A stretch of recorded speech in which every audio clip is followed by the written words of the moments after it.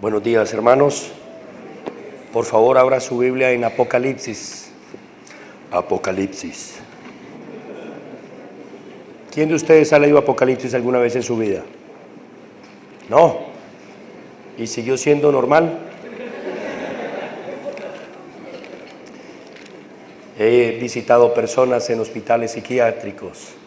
¿Y cuál es el libro que más les gusta? Apocalipsis. Muy bien, vamos a leer el mensaje a la iglesia de Éfeso. Apocalipsis capítulo 2.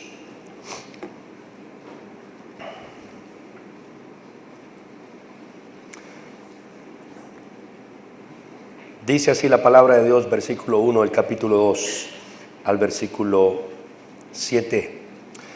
Escribe el ángel de la iglesia en Éfeso, el que tiene las 7 estrellas en su diestra, el que anda en medio de los 7 candeleros de oro, dice esto: yo conozco tus obras y tu arduo trabajo y paciencia, y que no puedes soportar a los malos, y has probado a los que dicen ser apóstoles y no lo son, y los has hallado mentirosos, y has sufrido y has tenido paciencia y has trabajado arduamente por amor de mi nombre y no has desmayado. Pero tengo contra ti que has dejado tu primer amor.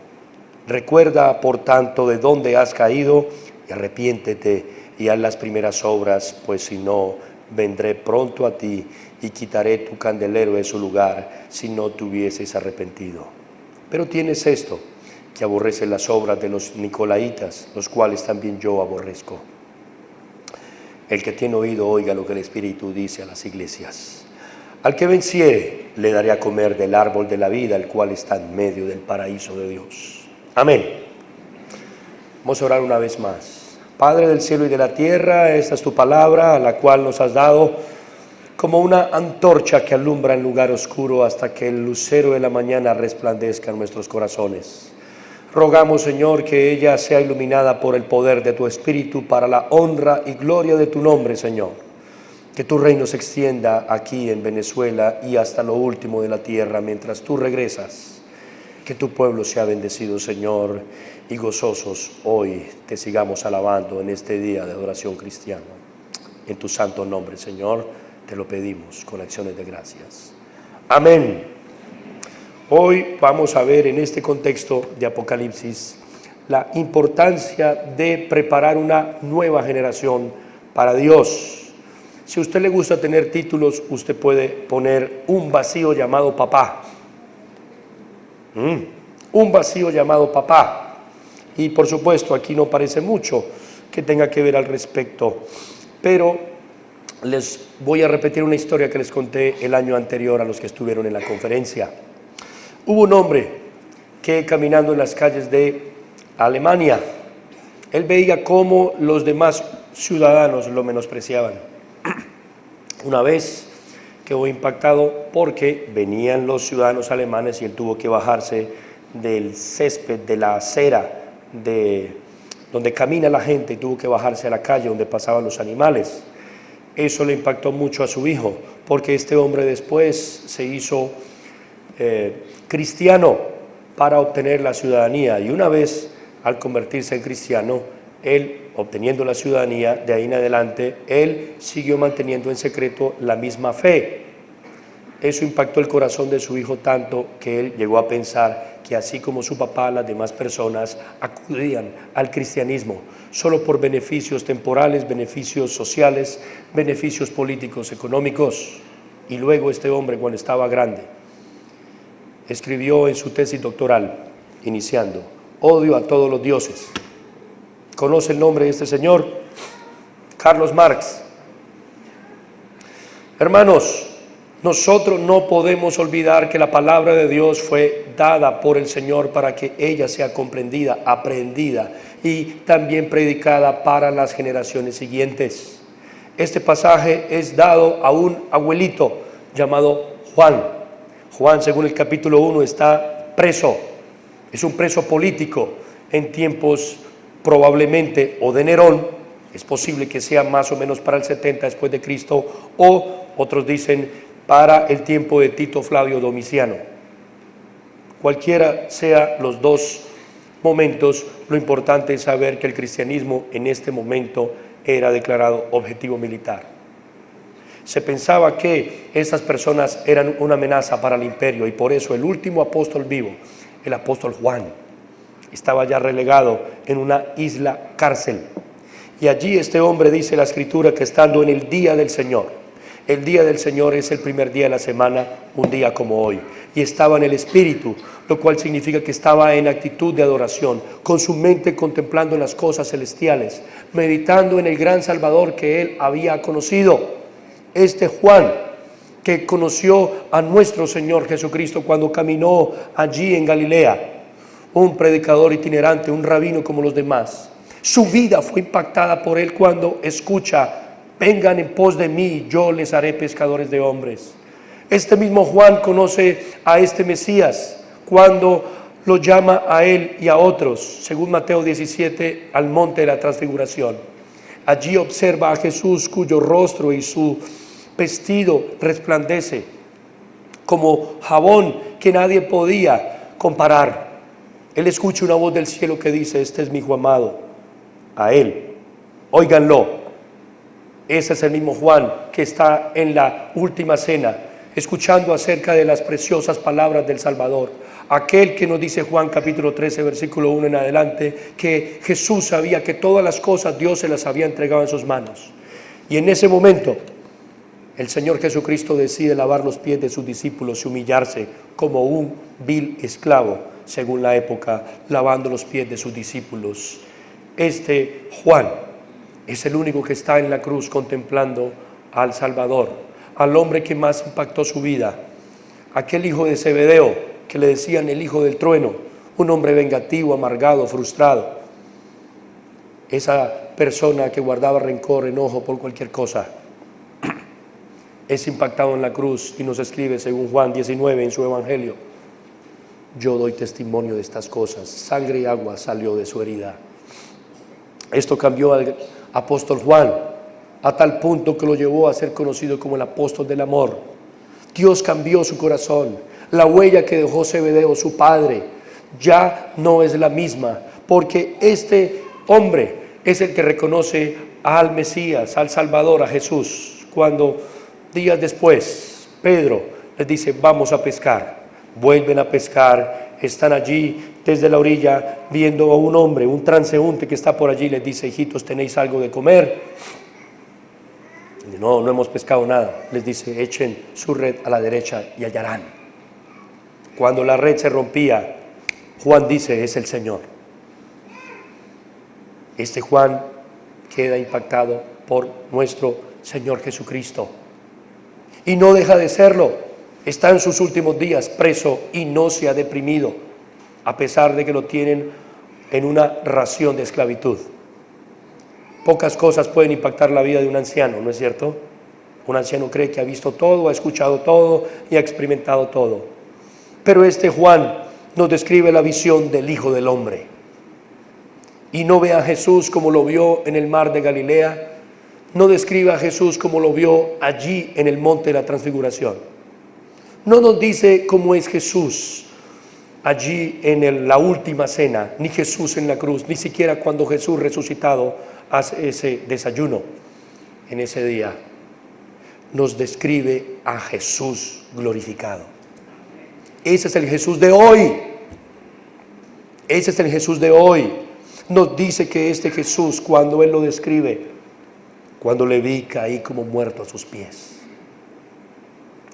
Y Él puso su mano derecha sobre mí y me dijo: no temas, yo estoy contigo.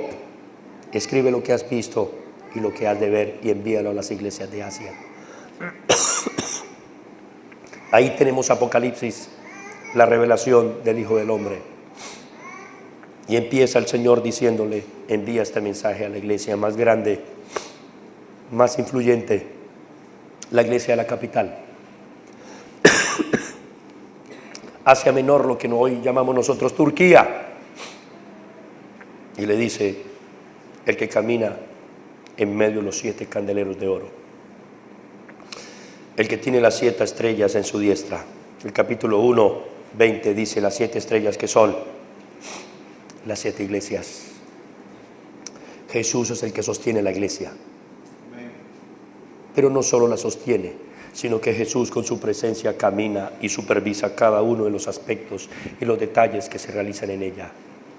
Él dice, díganles que aquel que está presente, no solo aquí con usted en esta crisis, en prisión, sino aquel que va a estar presente cuando sea leída esta carta, les dice esto: yo conozco tus obras, yo conozco tu arduo trabajo y paciencia, y que no puedes soportar a los malos, y has probado los que se dicen ser apóstoles y no lo son, y los has hallado mentirosos. O sea, tenían una clara doctrina, una buena doctrina. No era fácil para ellos identificar quiénes eran los falsos y los verdaderos, ¿no es verdad? Que tenían que tener muy buena doctrina para identificar quiénes eran y quiénes no. Has sufrido y has tenido paciencia y has trabajado arduamente por amor de mi nombre. O sea, ellos se amaban a Dios, porque dice que lo hacen por amor de su nombre. No obstante, dice, pero tengo una cosa contra ti. ¿Cuál es? No me amas como al principio, dicen otras versiones. No está aumentando mi amor en ti. No me amas de la misma manera como al principio. No estás tan comprometido como antes. Esto puede significar al menos 2 o 3 cosas. Una, habían perdido tal vez la adoración. El fuego no era igual en su corazón, la pasión por él. Puede significar también que, como dice 1 Tesalonicenses 4:1, que el amor de Dios en nosotros tiene que estar abundando más y más. O puede significar que está dirigido a una generación distinta a la generación original de la iglesia de Éfeso. Cualquiera que sea las 3, y es posible por la fecha que sean las 3 juntas en relación a una generación siguiente, entonces vamos a ver cómo la exhortación de nuestro Señor tiene una aplicación no solo para la iglesia de Éfeso de sus días, sino también para la iglesia en Barquisimeto, en cualquier lugar del mundo. Dice el Señor, recuerda por tanto de dónde has caído. O sea, tienes que conocer, recordar tus inicios, tus principios, y arrepentirte y hacer las primeras obras. Así que vamos a ir a la carta a los Efesios. La carta a los Efesios es dada por el Espíritu Santo a través del apóstol Pablo, y ustedes han estado estudiando esta carta, ¿no es verdad? Y aquí encontramos que el Señor no hace sino alabar a esta iglesia. Tiene la oración más larga de las cartas. Doy gracias a Dios, bendito sea este Dios que ha dado esta iglesia con tantos dones, pero tiene un problema. ¿Cuál es el problema de esta iglesia? Bueno, ellos la están pasando muy bien. Escuche esto. Dios le dice a Israel, Deuteronomio 8, ustedes están en el desierto, los estoy sosteniendo, pero les va a ir muy bien en el futuro cuando entren, edifiquen buenas casas en las cuales habiten, prosperen y demás. ¿Cuál es el peligro? El peligro es que Dios nos prueba a nosotros en fe, no solo cuando nos va mal, sino cuando nos va bien. ¿No es así? Y usted sabe cómo es eso. Dios le dice, no sea que te olvides de Jehová, tu Dios, que te da el poder de hacer las riquezas, y digas, mi poder y la fuerza de mi mano. Es porque yo soy reformado, que tengo buena doctrina y por eso identifico los falsos y los verdaderos. Ahora, no está mal ser reformado, yo soy reformado. ¿Entienden? El problema está en pensar que ese es el objetivo de la vida. No, una buena doctrina tiene un objetivo, tiene unas demandas. Eso era lo que Dios le decía a Israel, a fin de que Jehová tu Dios cumpla el pacto que hizo con tus padres, y así como Él fue fiel para prosperarlos y multiplicarlos, así será Dios fiel para destruirlos y desaparecerlos sobre la faz de la tierra. Hoy la iglesia en Éfeso no existe. ¿Sabía eso? Dios quiera que esta iglesia persevere durante generaciones, pero para eso tenemos que saber 5 cosas son muy importantes respecto del papel de los hombres en la iglesia. Escuche bien, el cristianismo cuando inició, los romanos decían la religión de las mujeres. Se la pasaban llorando allá esos cristianos pidiendo perdón, todos debiluchos. Nuestros dioses son dioses vengativos, dioses guerreros. Por eso Pablo, 1 Corintios 1, que dice, para los griegos, ¿el evangelio qué es? Una locura, y para los judíos un tropezadero, un escándalo. ¿Cómo que Dios va a dejar morir a su hijo en la cruz? Un Dios débil, un Dios insensato, y hasta el día lo siguen diciendo. ¿Qué pasó aquí? La carta a los Efesios, como normalmente las cartas de Pablo, tienen dos partes que se entrelazan entre sí. Los primeros 3 capítulos hablan de mucha doctrina, pero también tienen aplicaciones. Pero del 4 en adelante tienen aplicaciones, pero también tiene doctrina. Y vamos a centrarnos en el capítulo 6, del 1 al 4, para ver 5 cosas que nos van a preparar para que esta iglesia no pierda su primer amor. ¿No es así? Dice el apóstol: hijos, obedeced en el Señor a vuestros padres, porque esto es justo. Honra a tu padre y a tu madre, que es el primer mandamiento con promesa, para que te vaya bien y seas de larga vida sobre la tierra. Y vosotros, padres, no provoquéis a ira a vuestros hijos, sino criadlos en disciplina y amonestación del Señor. Amén. Aquí el apóstol nos está diciendo muchas cosas. Yo voy a resumir pensando en ustedes 5 cosas. ¿Cuántas? Vamos a ver si se las aprenden. Número 1, los niños son dignos, valiosos como los padres. Porque lo sabemos, esta carta nos dice 1 Timoteo capítulo 4. ¿Trajeron su Biblia? Desempólvela. 1 Timoteo capítulo 4, versículo 13. Entre tanto que voy, ocúpate en la lectura, la exhortación y la enseñanza. ¿Qué debía hacer Timoteo? Leer la carta. ¿Y qué tiene que ver con Éfeso? Capítulo 1, versículo 3. 1 Timoteo, te rogué que te quedases ¿en dónde? En Éfeso. ¿Quién era Timoteo? Un hombre que creció sin papá. El papá era griego. Los griegos, si acaso, se importaban algo por los hijos y se lo botaban a la mamá. Encárguese usted de enseñarle la fe esa a los judíos, de ese grupúsculo, esa gente miserable sujeta ya al poder del emperador. Esa gente miserable, como pensaban ellos, en 3 generaciones gobernaron el imperio romano. Eso dice la historia. Escúcheme bien.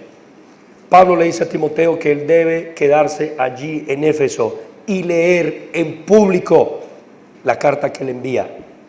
Y dice en su lectura, hijos. O sea que los hijos también son dignos, son valiosos. Gracias a Dios por las ideologías de la muerte en nuestros días, porque están llamando la atención acerca de cuál es la base sobre la cual se edifica el valor de los niños. ¿Por qué son valiosos los niños? El relativismo, el secularismo no tiene base racional ni moral. Al contrario, si usted es honesto, los hijos son un problema para la persona egoísta, para la persona que solo le gusta la plata, para la persona que vive para el sexo y demás. ¿No es cierto? ¿Qué hago con este problemita? Así eran los romanos. ¿Qué hacemos? En el patíbulum botaban a los niños en la calle. Eso era normal. Era normal que se alquilaran las niñas para llevarlas como servidoras en las fiestas vestales. Eran prostitutas sagradas. Los muchachos, si acaso, los agarraban para ser gladiadores, esclavos que divirtieran a la gente. A ese mundo llegó el cristianismo. A ese mundo. Y de ese mundo hay personas que vienen en la iglesia de la ciudad de Éfeso y escuchan que Dios tiene instrucciones para niños. Los únicos que se educaban en la época eran los hijos de los nobles para mantener el poder, las cúpulas. Los demás no merecían educación. Los niños son tan dignos y tan valiosos como sus padres. ¿De dónde lo aprendieron ellos? Pablo lo sabía. Pablo fue formado judío. Sabía que Dios había prometido para su pueblo del antiguo pacto que eran valiosos los niños. ¿Por qué? Varios pasajes que usted puede utilizar para saberlo. Uno de ellos, sabemos nosotros que desde el principio Dios hizo promesas para los descendientes de ellos, lo cual significa que son valiosos y que sus propósitos incluyen a los hijos de ellos. Hay muchos pasajes, lo vemos en los pactos, y no se asuste, tranquilo, eso está en la Biblia.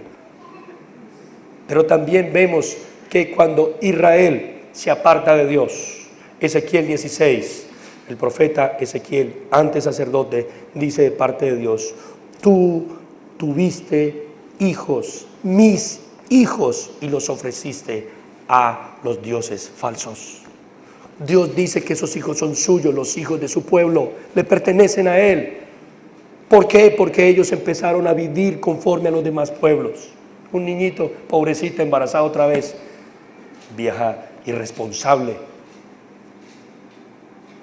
Hoy es casi que una tragedia que una mujer tenga hijos. Pobrecita, no tiene visión para la vida. Las hermanas se sienten culpables porque están embarazadas. ¿Qué pensará la familia de mi esposo? Espero que no sea su caso. Cuando viene el Salvador, Mateo 19, Jesús hablando del matrimonio, pasa a hablar del matrimonio a los hijos. Dejen que vengan, acérquelos a mí, porque de ellos es el reino. O sea, yo vengo a traer valor, dignidad para los pequeños. Por eso nosotros nos estamos dedicando a los niños. Son importantes. No son una tragedia que nos vino. No existe tal cosa como un niño no deseado. Dios deseó que naciera, por eso está aquí. Ay, no estaba planeado. Sí estaba planeado, por eso está aquí. Hermanos, tenemos que cambiar aún la manera de hablar respecto a estas cosas. No hablar la lengua de Canaán sobre los niños. Los judíos del tiempo de Jesús le daban gracias a Dios. Gracias, Señor, porque no somos paganos, no somos mujeres y no somos niños.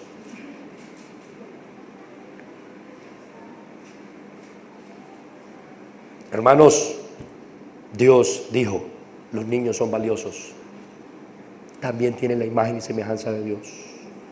Génesis capítulo 5 nos dice que Dios hizo a Adán y Eva conforme a su imagen y semejanza.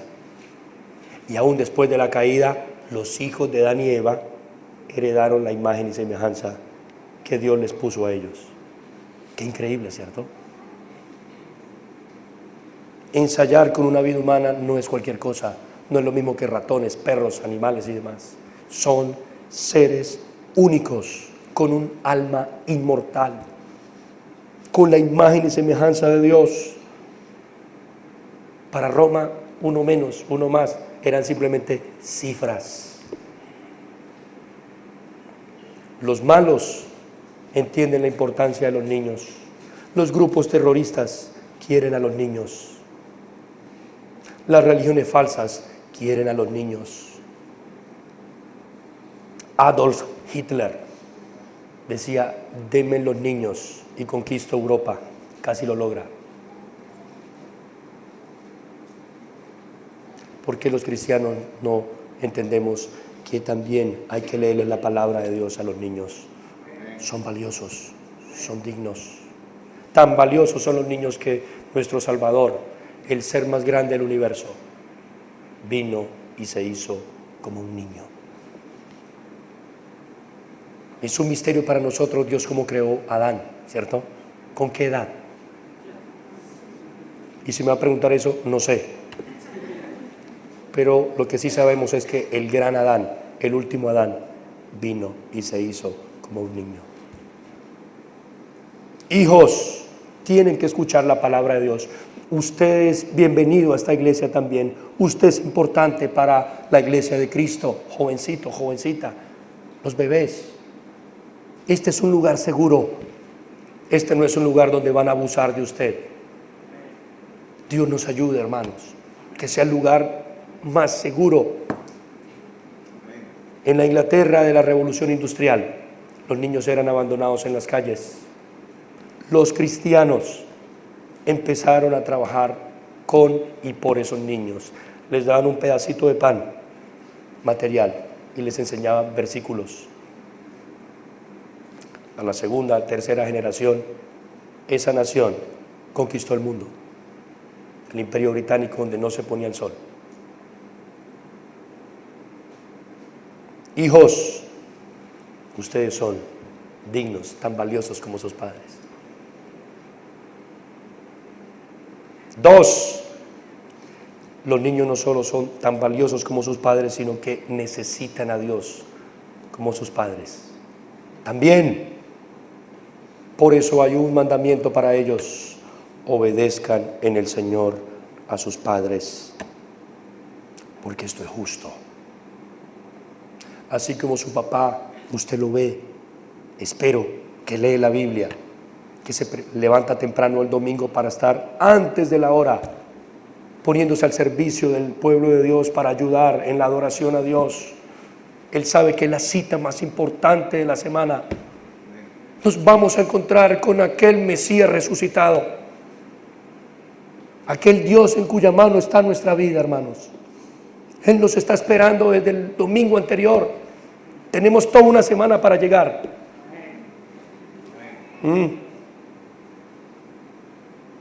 ¿Por qué venimos? No solo porque Él es digno, sino porque lo necesitamos. Juan necesitaba esa visión fresca, esa visión renovada de la gloria de su Salvador. Él estaba muy afligido, y si usted nunca ha estado preso, usted no sabe lo que es un día en prisión, o un día en un hospital con una enfermedad incurable, o con un familiar allí y usted no sabe si está en la vida y en la muerte. Un minuto, un segundo más, usted necesita más al Señor. No le alcanza lo de ayer. El Señor ha prometido: cada mañana sus misericordias se renuevan. El salmista en el Salmo 22 recuerda la última vez que estuvo en la casa de Dios. Señor, nos vamos a preparar mejor para la próxima vez. Necesitamos a Dios. Hay que obedecer a los padres. ¿En qué? Ya lo vamos a ver. Pero el apóstol aquí da 3 razones por las cuales los niños tienen que aprender la obediencia a sus padres. Pero antes de eso le pregunto a usted, papá, ¿por qué usted debía obedecer a sus papás? ¿Cuáles son las razones por las cuales usted lo hacía? Por plata, para que lo llevara a Miami. Bueno, eso es incorrecto. Eso es la mafia. Aquí se nos dice en primer lugar porque esto es justo. Justo aquí en el contexto significa que esto es lo correcto. Hay una razón natural. ¿Cuál es la razón natural aquí? O la justificación natural. ¿Quiénes están primero, los hijos o los padres? Los papás, porque sin papás no hay hijos. Obvio. Por eso aún las sociedades primitivas entienden esto. Por eso Dios no nos dio árboles de niños, a agarrar un niño de un árbol. No, Dios quiso que entendiéramos de dónde venimos. Venimos de un papá y una mamá. Le tengo noticias, jovencito. Su papá y su mamá se unieron y ahí salió usted. Por eso usted no tiene la culpa. Esto es justo. Esto es natural. Así es la naturaleza de Dios. Hasta que viene el tema in vitro y demás. Hay un blog y muchos blogs que son escritos de internet de personas que fueron criadas, formadas in vitro. Y una de las cosas más difíciles que escriben es: me siento sin identidad, sin origen, sin raíces. No conozco la palabra papá, mamá. ¿Quiénes eran? ¿Ha hablado usted con algún huérfano? Tal vez usted es huérfano. Qué tremendo, ¿cierto? Hay una razón o una justificación natural, pero hay una justificación aquí de la revelación de la palabra de Dios. Se le cita un mandamiento. Dios reveló algo. Aquí nos lleva a Éxodo, capítulo 20, con su contraparte o su repetición en Deuteronomio capítulo 5. Y aquí se nos dice que se debe obedecer a los papás. ¿Por qué? Y esto es súper importante, porque Dios, el único Dios verdadero, lo ordena. No solo porque es natural, sino porque es escritural. La fe judía, la fe cristiana, la fe judeo-cristiana le enseña a los niños que deben aprender a obedecer a Dios como su Padre por medio de la obediencia de sus padres para Dios. Pero hay una tercera razón, y es la siguiente. Pablo, inspirado por el Espíritu Santo, añade algo. El pasaje original dice: para que te vaya bien sobre la tierra que Jehová tu Dios te da. Pero aquí Pablo dice, no solo esto, sino para que permanezcas en la tierra. Jovencito, no hay malandro viejo.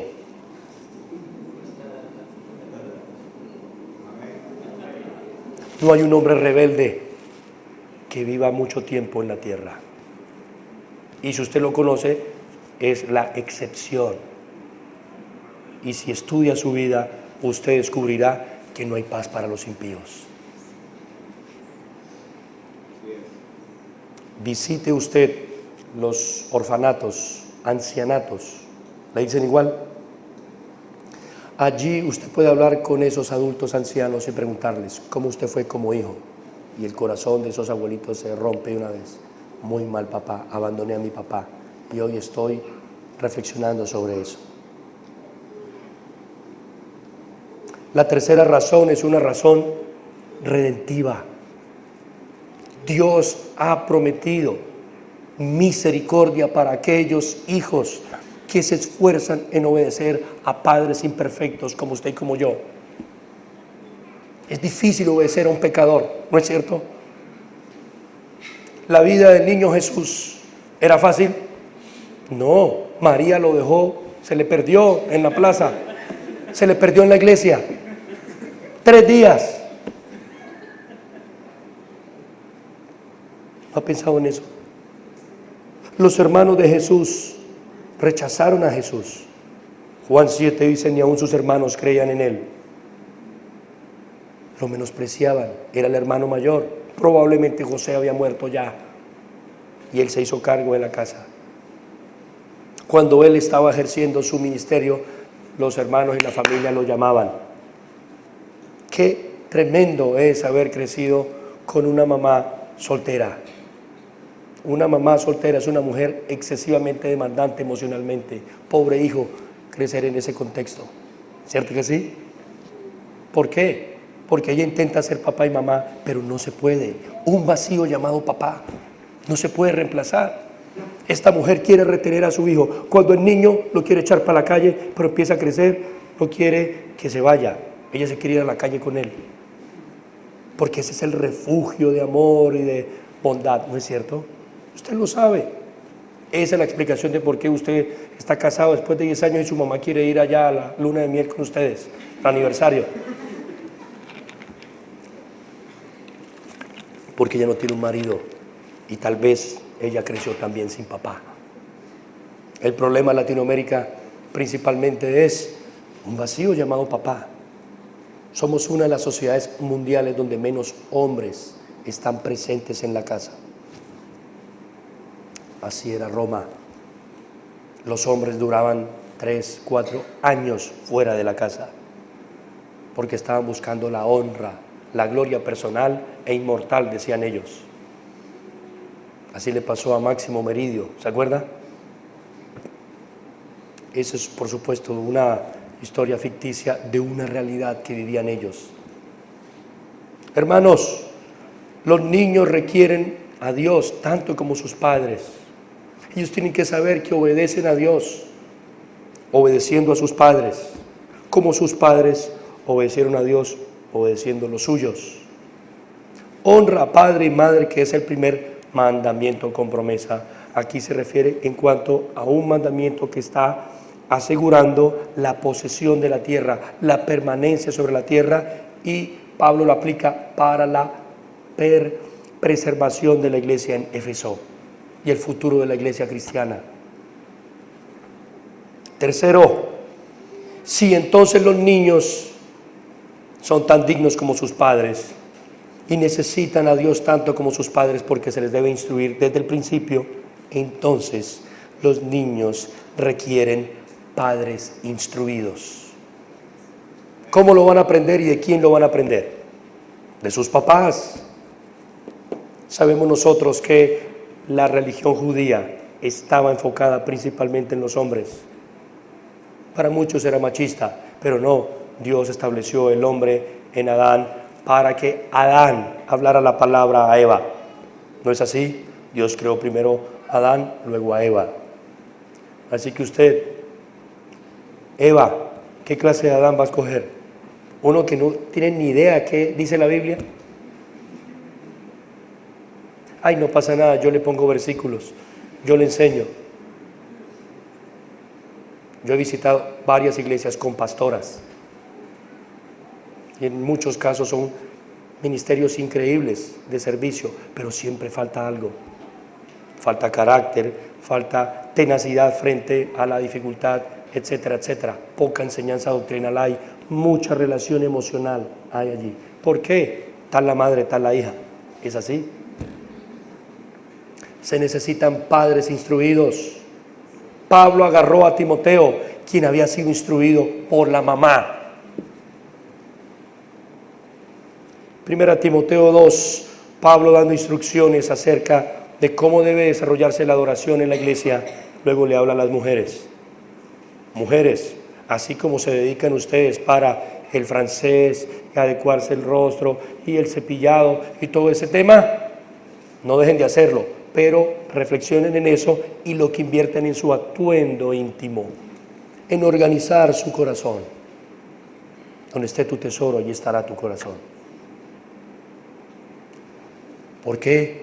Porque la mujer debe estar en silencio, sujeta a los hombres. Porque la caída vino a través de una mujer y eso tiene miles de interpretaciones, pero lo importante ahí es que Pablo dice, pero ese efecto de la caída, esa consecuencia de maldición se mitigará, se restringirá, se debilitará. ¿Cómo? Si ella cría hijos. Piensa en una mujer que tuvo un marido abusador, borracho, sinvergüenza, con varias mujeres. Ella al principio dice, todos los hombres son iguales. ¿Y por qué los escogió? No escogió un buen papá para sus hijos.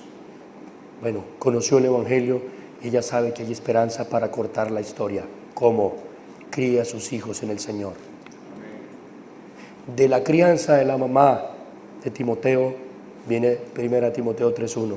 Si alguno anhela obispado, Timoteo fue ese muchacho crecido en un hogar con un papá ausente, un vacío llamado papá, y llegó a ser el pastor de esa iglesia. ¿Ya aprenden cómo funciona? Pero Timoteo necesitaba ser instruido, era un muchacho. Aún así, 1 Timoteo 4:12 dice, no tengas en poco tu juventud. Tú puedes ser joven en edad, pero maduro en tu carácter. Hoy que tenemos cuchachos, gente de 60, 70 años, mírenlos en Hollywood, cada vez aprendiendo o procurando ser más jóvenes y comportándose como tales. La Biblia dice, no, Pablo, 2 Timoteo 22, huye de eso. Huye de las pasiones juveniles, Timoteo. No seas tan ridículo como los demás muchachos de tu alrededor.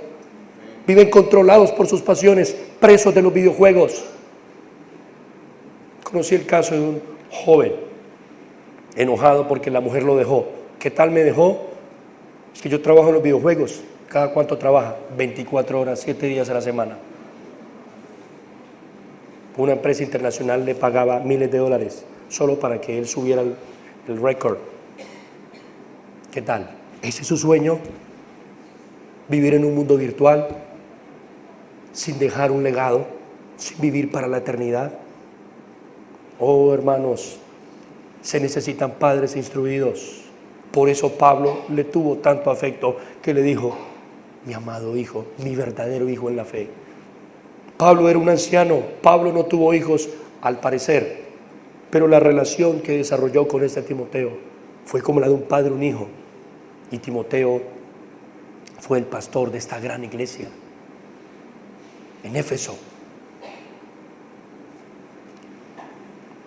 Por eso vosotros, padres, la palabra padres ahí significa hombres. Algunos quieren ver padres y madres. ¿Saben que en el inglés parents incluye los dos? Pero cuando se habla de masculino es fathers. Eso no fue originalmente escrito en inglés, sino en griego. Lo más seguro es que se refiere a papás.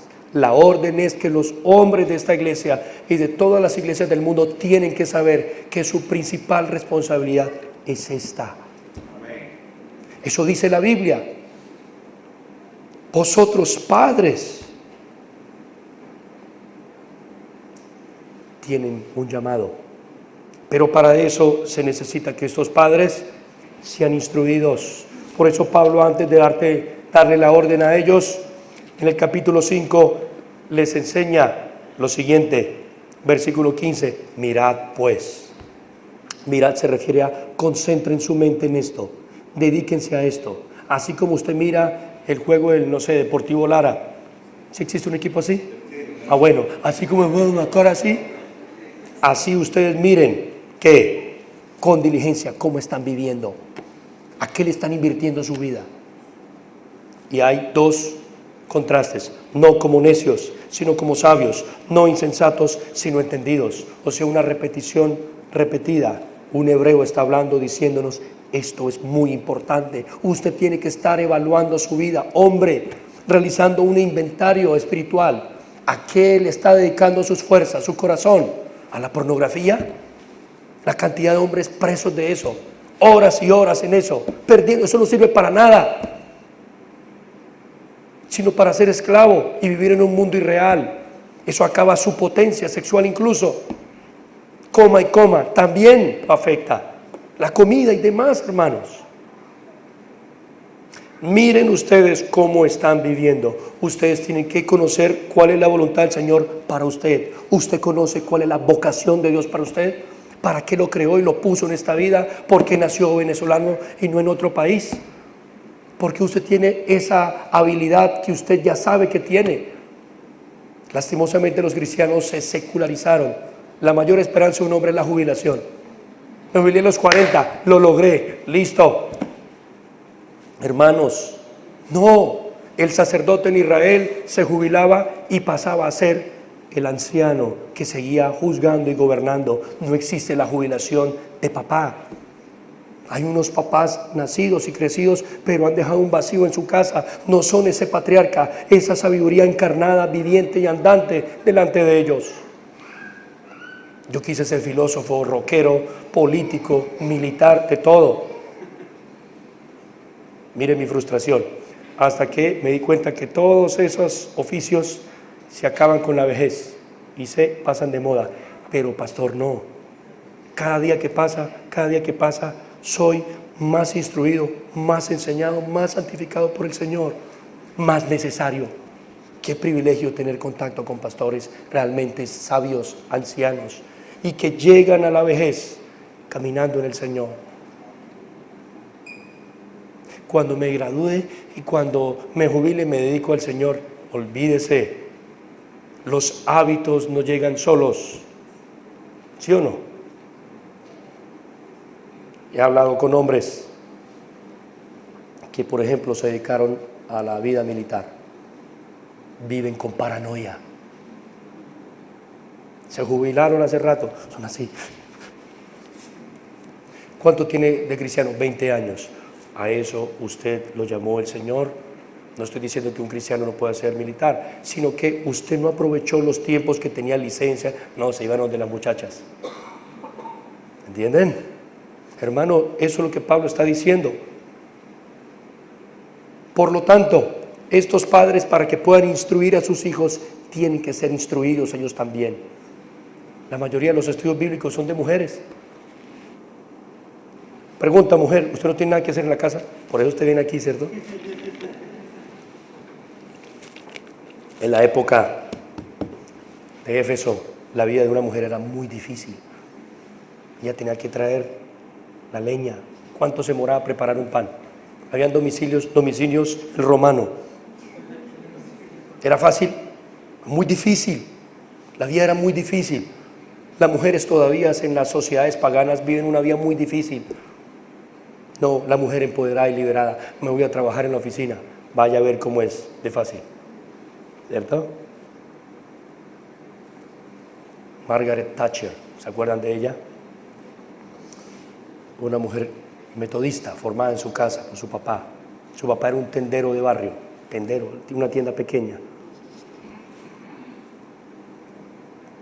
Uno de los más grandes desafíos de esta mujer fue lo siguiente: cómo ser prime minister, la primer ministro y a la vez ser mamá. Bueno, estudio la historia, ¿qué pasó? Hermanos, Dios no nos llamó a perder el tiempo, hay mucho que hacer. Si usted es un hombre que tiene que esforzarse a orar doble por una situación económica o lo que sea, dele gracias a Dios porque usted aprendió que no solo de pan vivirá el hombre, más de toda palabra que saliera de la boca de Dios. Por eso usted también necesita ser instruido. Timoteo tenía que crecer, ser ejemplo en palabra, sabiduría, conducta, que tu aprovechamiento sea manifiesto a todos. ¿A usted le ha servido, padre de familia, venir a esta iglesia? 2 años lleva aquí. Podemos decir que usted ahora instruye más a sus hijos. Usted ahora está más instruido. ¿Es mejor papá? O su mujer dice, otra vez vamos al circo. ¿Cuál circo?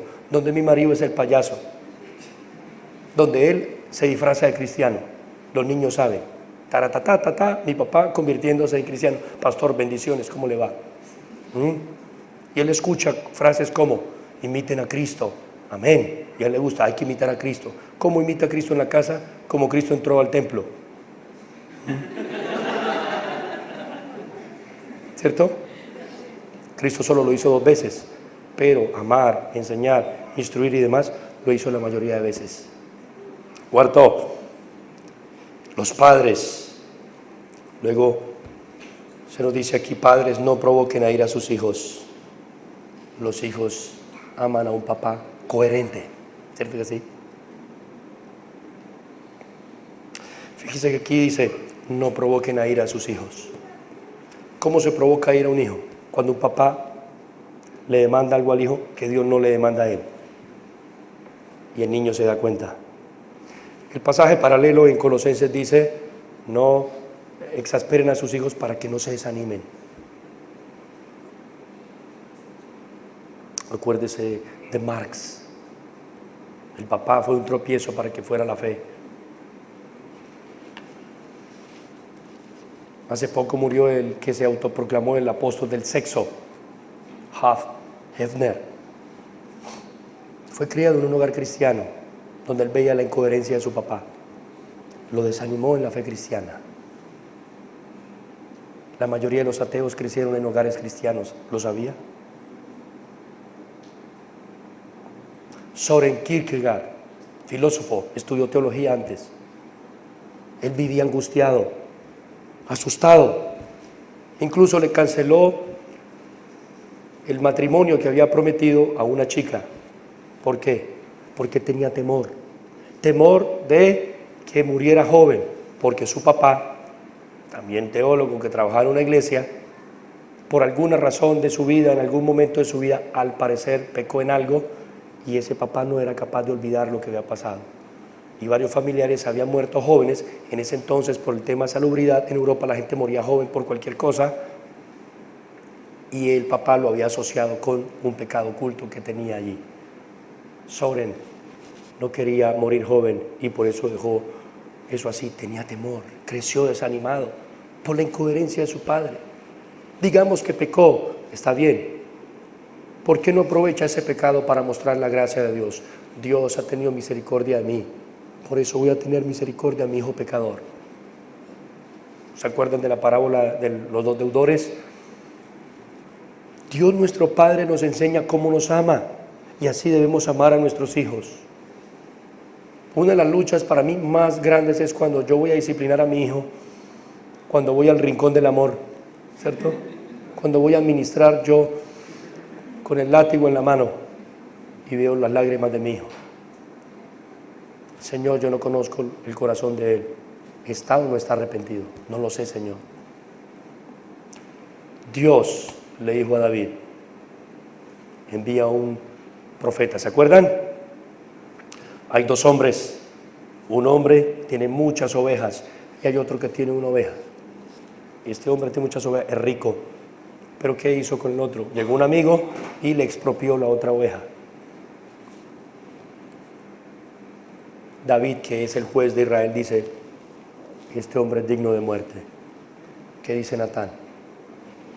Tú eres aquel hombre. ¿Qué hace David? He pecado contra Jehová. El mismo Natán le dice, Jehová ha remitido tu pecado, no morirás.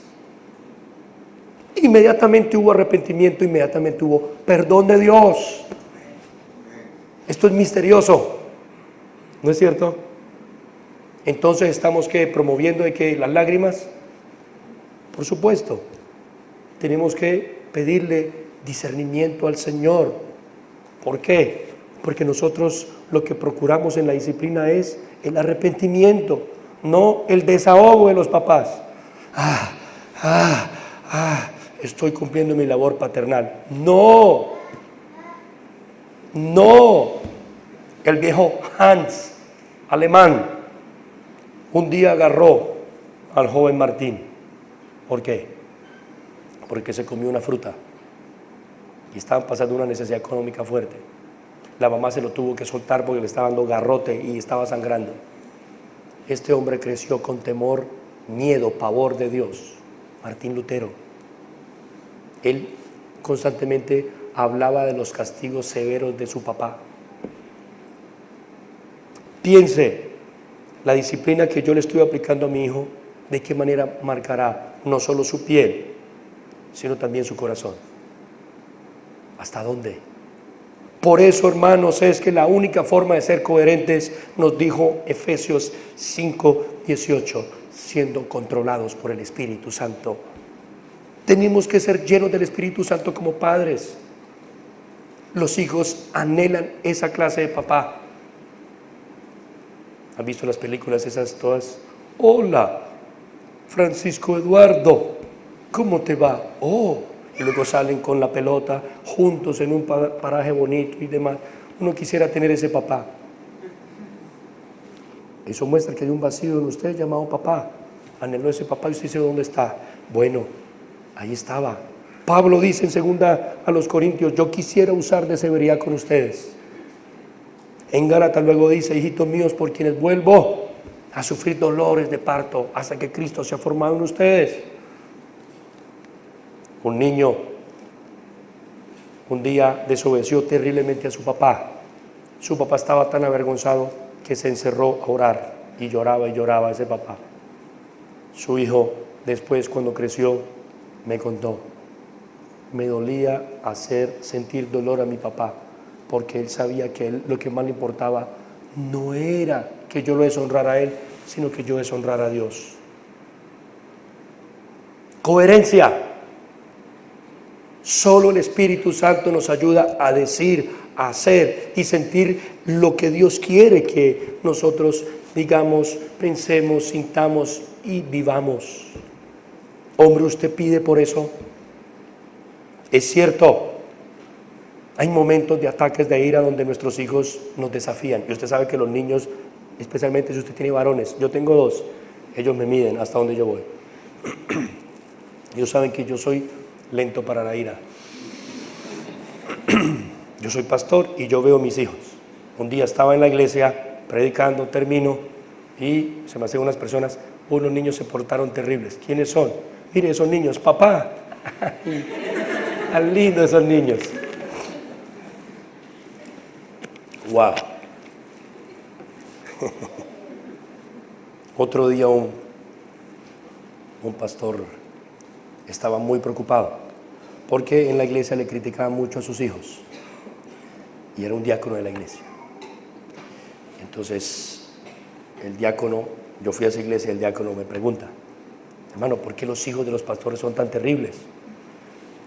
Y yo recordé una historia y le dije, hermano, eso es porque son amigos de los hijos de los diáconos.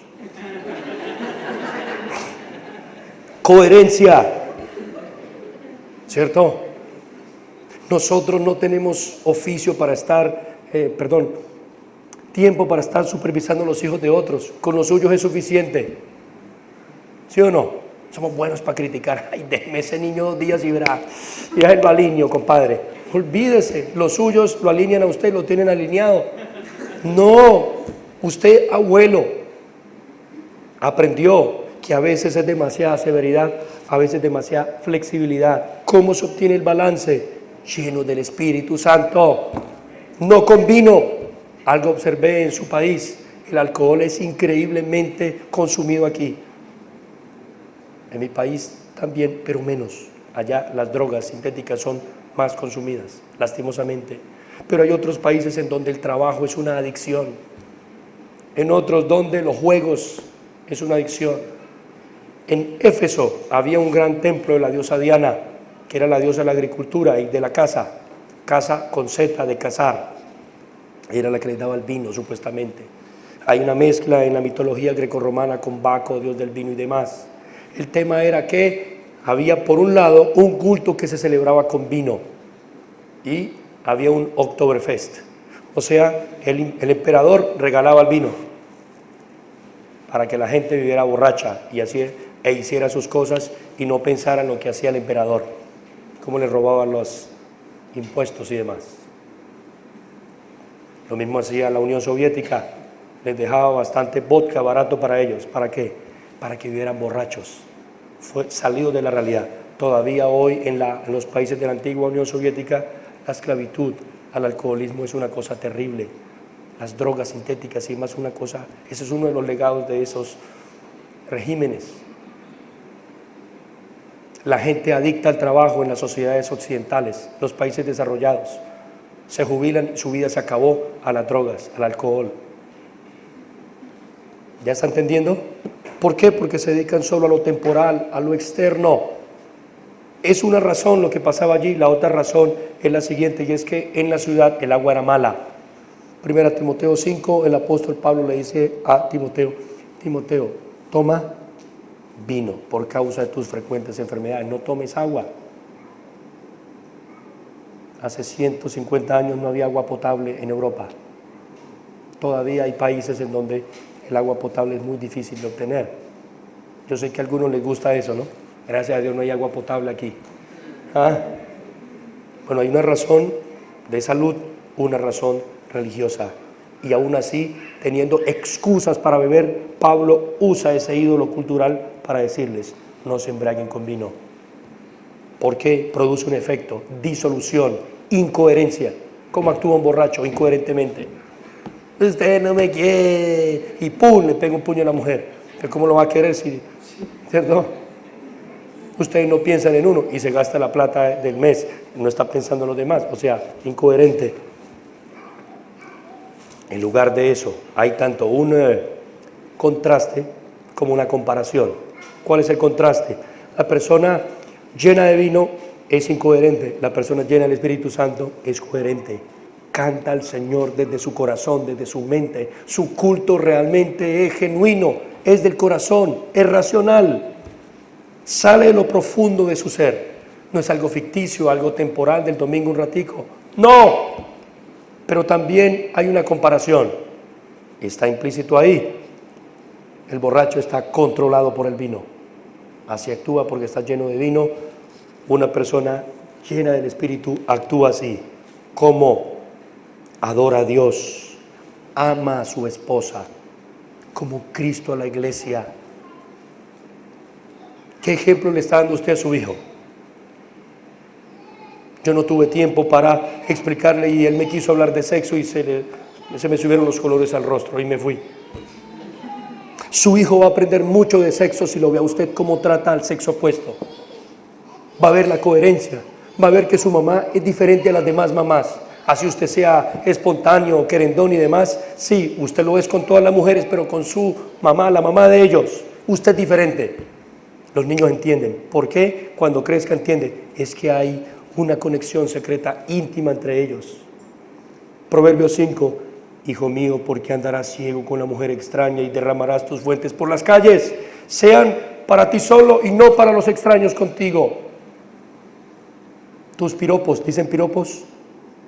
Tus palabras de atracción, de exaltación, de elogio, se los das a cualquier mujer, su hijo está aprendiendo. Su hijo va a hacer eso cuando crezca. Su hija va a decir, como dijo un hombre que llegó a llorar, me dijo, hermano, un tipo que nunca llora, me dijo, hermano, estoy conmovido, ¿qué le pasó? Mi hija se me acercó y me dijo, yo quiero un papá como tú, quiero que sea mi esposo. O al contrario, su hija crece pensando, yo quiero un hombre, ¿cómo? Que no se parezca a mi papá. Tiene un vacío, no tuvo un papá, un mal papá. O usted creció pensando, no quiero parecerme a mi papá y terminó pareciéndose a él. Hermanos, los niños quieren un papá, necesitan un papá coherente y eso solo es posible por el Espíritu. En último lugar, qué importante esto, ¿no? Aquí dice cómo hacerse. La crianza es, en lugar de provocarlos a ira, hay que criarlos en disciplina y amonestación del Señor. Aquí la palabra criar es nutrir, es ayudar al proceso de crecimiento. ¿Qué hace un médico, ya que estamos aquí con un ambiente de medicina? Entonces, que el médico no cura. El médico, como tiene una comprensión de los procesos físico-químicos, ¿cierto? Él ayuda a la recuperación del cuerpo y él espera la reacción del cuerpo. Así debemos actuar nosotros como padres. Debemos saber que nuestros hijos, si es un hombre, naturalmente en algún momento va a mostrar su voluntad como hombre. Él va a tener pasión por algo. Nuestras niñas van a tener peleas, normal, con las demás amigas, ¿cierto? Usted va a observar, eso está puesto por Dios allí. Su objetivo es cómo usted nutrir para que ese proceso se desarrolle naturalmente. Pablo da dos indicaciones ahí. La primera es disciplina.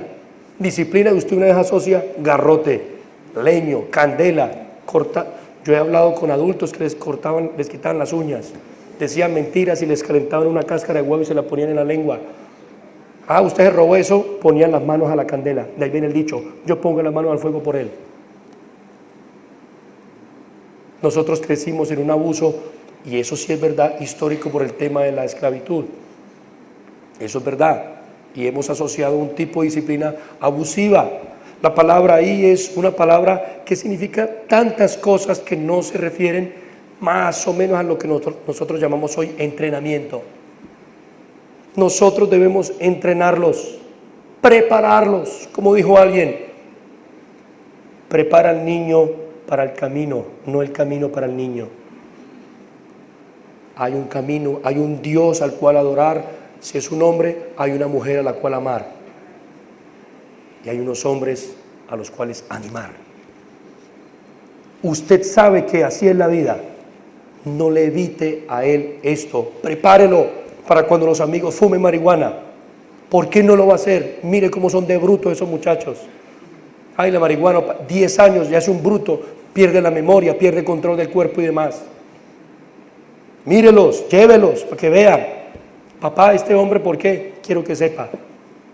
Era el aventurero, el mundo le importaba poco. Por eso es la mujer que quiere y todo lo demás. Sin vergüenza, pero con esos dones. Enséñele historias. Muéstrele cómo terminan los hombres. Eso es lo que Pablo está haciendo. Esa palabra, para que la estudien, paideia. Muchísimo. Dios nos ha dado todo un universo y nos enseña, Salmo 19, ¿cómo nos enseña? A través de todas las cosas creadas. Nuestro Padre nos enseña todos los días con todo lo hecho, pero también nos enseña no solo con las cosas creadas, sino con las cosas reveladas. Romanos 1 dice que Dios enseña no solo por lo externo creado, sino por lo interno que puso. Sus hijos tienen conciencia. Estimule la conciencia de sus hijos. A veces los jóvenes vienen mal y esto. Yo hablo con los papás, si son cristianos, yo le pregunto, ¿su hijo está diciendo la verdad? Me dice, no le crea. Y yo no le creo porque el papá lo conoce. Por eso es importante honrar a padre y madre. Jóvenes se van a casar, primer norma en esta iglesia, allá donde soy pastor. ¿Qué dicen sus papás? Mis papás no son cristianos, no me importa. Ahí no dice si son o no cristianos. Y empiezo a hablar con los papás no cristianos. ¿Sabe qué me dicen? Mi hija es completamente otra cuando está con él. Pobre muchacho. La verdad que ese muchacho tiene mucha fe. Me dice.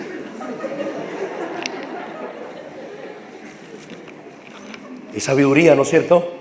Hay que criarlos en eso. Pero también Pablo dice en Romanos 1:32, los cuales entendiendo el juicio de Dios, que aquellos son dignos de muerte. Pablo está hablando del destino de la historia. Dios, el que gobierna el universo, Dios ha establecido leyes como la siembra y la cosecha, que la gente utiliza para otras cosas. Pero lo que el hombre sembrar, eso también segará. Dígale, hijo, no siembre rebeldía en esta casa, usted es el que va a sufrir. Papá, ¿por qué mi mamá no confía en usted? Sáquelo aparte y dígale, yo fui un sinvergüenza de joven y sembré desconfianza en el corazón de ella. Ella me perdonó, pero le cuesta y la entiendo. ¿Qué lo motiva entonces a estar en este hogar? Porque Dios me perdonó. Y si yo seguía en esa cosecha, iba a heredar el infierno. Pero papá, esto es un infierno esta casa. Usted todavía no sabe lo que es el infierno, compadre. ¿Entienden? Hermanos, la paideia es utilizar todo lo disponible para instruir a nuestros hijos. No hay tal cosa como un territorio de Satanás. No existe. Hay gente que ha llegado a la fe cristiana, hijos que llegaron a la fe estudiando historia, estudiando filosofía, estudiando ciencias naturales, aún en su ateísmo, aún en su religiosidad popular. No tengamos en poco el testimonio de Dios que Él nos ha dado de sí mismo. Pablo usaba todo.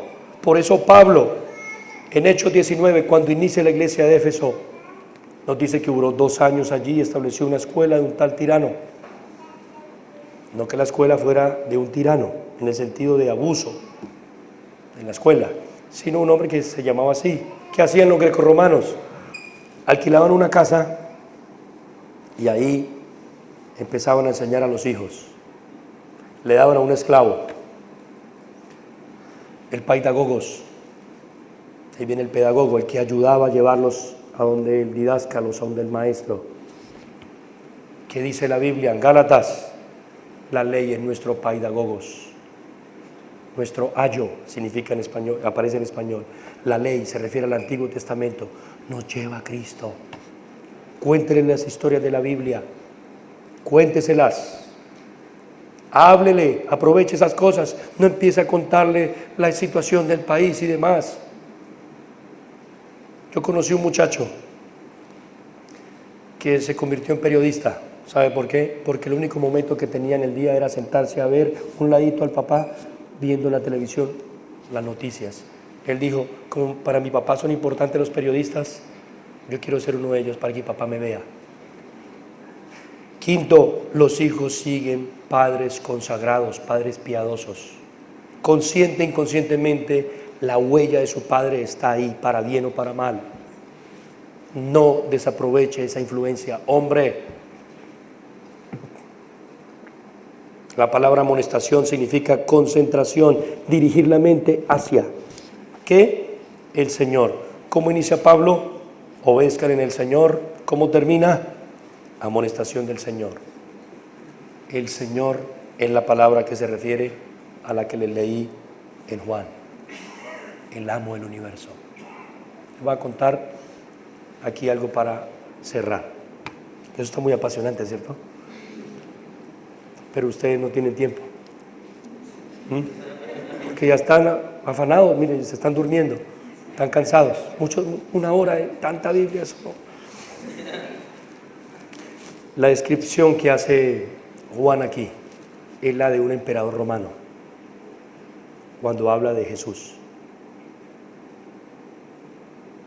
Pero, por supuesto, la descripción que hace de Jesús es mucho más gloriosa. En aquella época la gente no se vestía como tenemos nosotros los privilegios para vestirnos hoy. La mayoría de la gente vestía el mismo color. Por eso era tan sorprendente que hubiese una vendedora de púrpura y se hacía rica porque cambiaba por lo menos el color.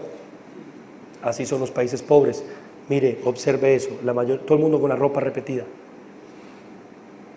Hay un lugar en el Caribe donde le regalan la ropa a todos los ciudadanos, todos tienen la misma ropa. Esto es muy interesante. ¿Qué hace Cristo ahí? Cristo captura la mente de este muchacho, Juan. Sus ojos, como llama.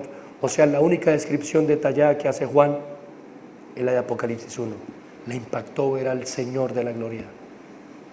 Su hijo se va a apasionar por aquello que lo ve apasionado a usted.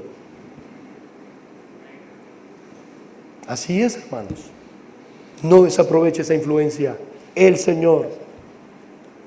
Juan por eso estuvo dispuesto a entregar su vida por Cristo y lo hizo. ¿Y sabe qué dice Juan? Primera carta de Juan, capítulo 3, versículo 1 en adelante. Mirad con cuál amor nos ha amado el Padre. ¿Qué? Nos hizo profesionales. Nos regaló una casa grandotota. ¿No has conocido mi casa? Y nos dio una nacionalidad. Ay, yo tengo nacionalidad, yo tengo los ancestros de tal país. No. Nos ha amado. La muestra de amor más grande, ¿cuál es? Nos ha hecho sus hijos. Por eso ese vacío llamado Padre ya no debe existir en nosotros como creyentes, aunque hayan algunas huellas. El Señor ha prometido sanar, limpiar toda lágrima. Así termina Apocalipsis. Formar nuestro corazón, y así lo está haciendo para que sea cada vez más semejante al Hijo perfecto, obediente, al varón de varones, Jesucristo nuestro Señor. Como lo hace a través de la disciplina y la amonestación del Señor. Si a usted le faltó correa, a Dios no le falta para seguirle dando a usted aunque sea viejo, y lo va a hacer. No tengo tiempo, hijo. Cuando es viejita y sí, pero ¿por qué no me visitan? Les tengo comida, lo que a usted les gusta. ¿Sí? ¿Cómo hace usted? Y aquí van 3 aplicaciones adicionales más las que he dado. ¿Cómo hace usted si usted creció sin papá? Hay muchos pasajes. Salmo 29, 27, 10. David dice: aunque mi padre y mi madre me dejaran, con todo el Señor me recogerá. ¿Cómo lo recogió? Si usted lee la historia, David dejó a sus papás en Moab. ¿Por qué? Porque sus ancestros, ¿de dónde eran? Moabitas. Amén, recibí la palabra. Mis antepasados son europeos, entonces ya voy a dejar allá a mis papás y me libero de eso. Puede hacerlo, no hay problema. Y eran paganos. Y luego él es protegido por Aquis, rey de Gat. Los reyes en ese entonces se les hablaban como si fueran padres. Samuel protegió a David, lo influyó. Aquis vio que él era un hombre justo, le otorgó una ciudad. Siclag, dice Samuel, que pertenece a los reyes de Judá hasta el día de hoy. Está hablando el cronista. O sea, amó a David y vio que era un hombre serio, a pesar de que no era un creyente. O sea, Aquis era un filisteo, le dio una tierra. Querido hombre o mujer huérfano, Dios pondrá personas en su vida que llenarán ese vacío de alguna manera. Hombres ejemplares. Yo le debo un montón de gente, le debo todo. Una cantidad de hombres que han invertido en mí, que han confiado en mí, que me han creído en mí. Mi papá se fue de la casa. ¿Sabe para dónde se fue? Para Venezuela. Pero la Venezuela de otra época, a buscar trabajo porque me amaba mucho. Yo hubiese preferido que mi papá se hubiera quedado conmigo. Ahora vengo a Venezuela a acabar a resolver los problemas que dejó aquí. Hay oportunidad, yo. Usted joven que está en esta iglesia, 1 de Pedro 5 dice: los jóvenes sujétense a los ancianos. Valore a sus pastores, a los hombres. Hay gente en la iglesia que nos ama a los ancianos de la iglesia como si fuera, aún más que los papás. Venía para acá y un hombre grandotote, alto, fuerte, practicante de judo, imagínense. Ese con una vueltica así acaba conmigo y con cualquiera de ustedes. Me abrazó, esos de los que abraza poco, y él sabe que a mí abrazo de vez en cuando, para momentos especiales, como verlos a ustedes. Me dijo: hermano, gracias por ayudarme a soñar con ser un papá. Yo no quería ser papá, ni tener hijos, ni nada de eso. Valore la iglesia de Cristo. Jesús dijo, cualquier que haya dejado casas, papás, etcétera, recibirá 100 veces más. ¿En dónde? En la iglesia. Tal vez usted siga un predicador de internet, un hombre ejemplar. Dios lo está ministrando, lo está bendiciendo a través de esa persona. ¿Cierto que sí? Segunda aplicación, usted mujer, ¿qué hago yo? No tengo papá. Como que no, tiene a Dios su Padre. Salmo 68, Padre de huérfanos, defensor de viudas, es Dios. ¿Desde dónde? Desde su santa morada. Haga como la mamá de Timoteo y la abuela de Timoteo, muéstrele cómo es un hombre. Haga diferencia en las cosas que debe hacer diferencia entre la crianza de una mujer y un hombre. No avergüence a su hijo en público. Él es un hombre. Lo vuelve pusilánime, cobarde. ¿No han visto que una reunión de hombres todos hablan de lo que ellos han logrado? Sí, yo lo he hecho, yo sé eso y tal. Así son los hombres, competitivos. Póngale retos a su hijo. Pero en cambio a su hija, dele seguridad. ¿Cierto? Yo estoy contigo, hija, no te preocupes. Gracias, mamá, lo voy a hacer. ¿No se ha dado cuenta? No ha aprendido la naturaleza humana. Siembre en ese muchachito. Y aunque usted dejó a ese hombre o ese hombre le dejó a usted, órale, Señor, hazlo un hombre. Eso oraba Santa Mónica, la mamá de Agustín. ¿Y cuántos hombres no ha bendecido a Agustín de Hipona y les ha enseñado a ser hombres? Agustín se encontró con una de sus amantes y él había aprendido la fe cristiana y fue un varón valiente. Dijo, Agustín, decía la muchacha, no conozco a ese hombre, le dijo Agustín. ¿Cómo que no? ¿No te acuerdas lo que hicimos? Ah, no me acuerdo. Todo eso fue sepultado en las aguas del bautismo y siguió derecho. Un hombre valiente, un hombre que aprendió de su mamá la oración. La mamá tenía un problema, en lugar de decir, y me voy a ir lejos, muy lejos, y me llevo el menor. La típica de las mujeres que crecieron sin un hogar, un hombre, ¿cierto? Siempre llamando la atención. De víctimas, no se haga la víctima, hermana. Ore a Dios, derrame su alma como Ana delante de Dios. Y Él es Señor, como pidió Ana. Un varón no pasará navaja sobre su cabeza. O sea, un hombre consagrado a ti. Lo va a enseñar la Biblia desde niño.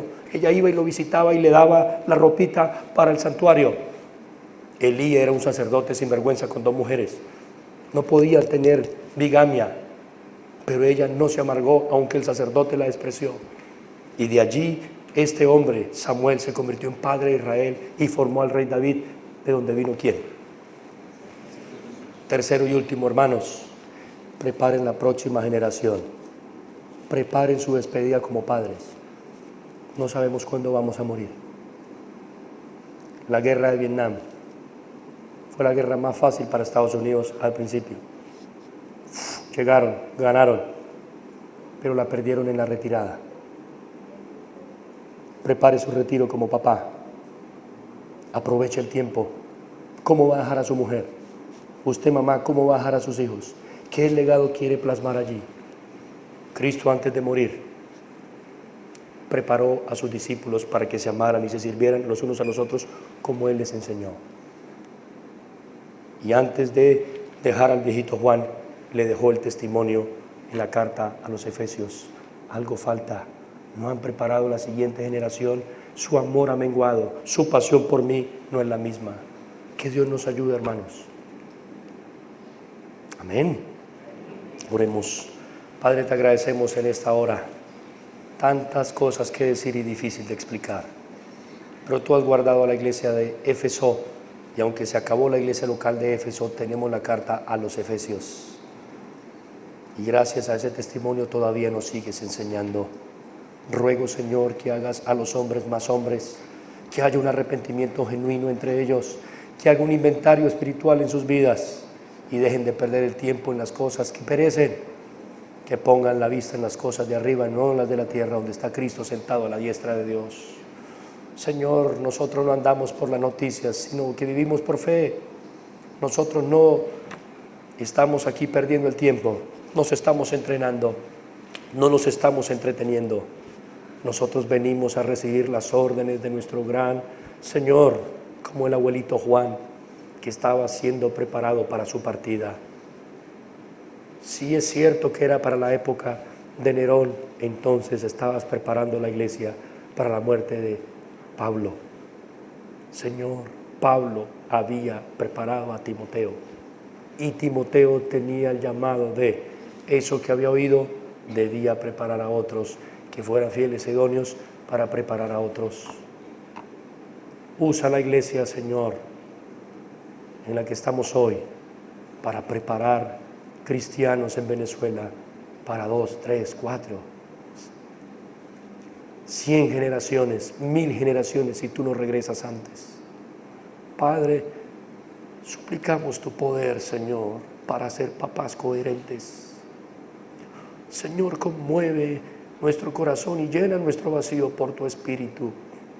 Padre, tenemos hermanos en la fe, hombres que tú has preparado y santificado para el beneficio de tu pueblo y la extensión de tu reino mientras regresas. Señor, lleva nuestra mirada a ti, el único Dios verdadero, y a Jesucristo, a quien tú has enviado. Hijos, obedezcan en el Señor a sus padres. Miren al Señor, que lo juzgará por eso. Miren que vale la pena.